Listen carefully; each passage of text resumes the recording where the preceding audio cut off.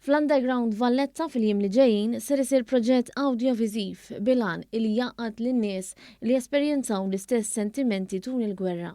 Il-proġett jiffoka fuq 3 aspetti li spikkaw fil-ħajja tal-Maltin u ta' popli oħra fil-pajjiżi alleati matul it-tieni gwerra dinjija, jiġifieri il-ken, il-ġuħ u r-resistenza. Dan il-proġett huwa finanzjat mill-Fond tad-Diplomazija Kulturali fih dan il-Ministeru għall-Affarijiet Barranin u l-Kummerċ u minn Heritage Malta.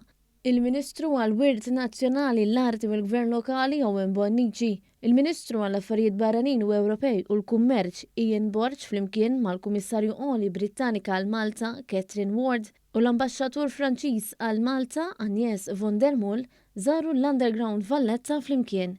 Waqt din iż-żjara l-Ministru Owen Bonnici spjega kif din l-esperjenza tixħet id-determinazzjoni kontinwa biex nibqgħu nippreservaw il-wirt nazzjonali.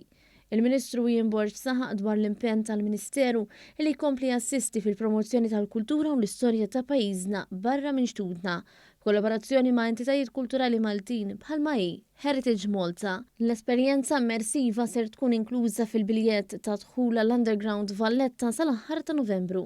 Matul dan il-perjodu l-Underground Valletta ser jiftaħ kuljum mit-tnejn sal-ħadd. Il-biljetti jinxtraw mill-Mużew Nazzjonali tal-Arkeoloġija jew online mis-sit elettroniku ta' Heritage Malta.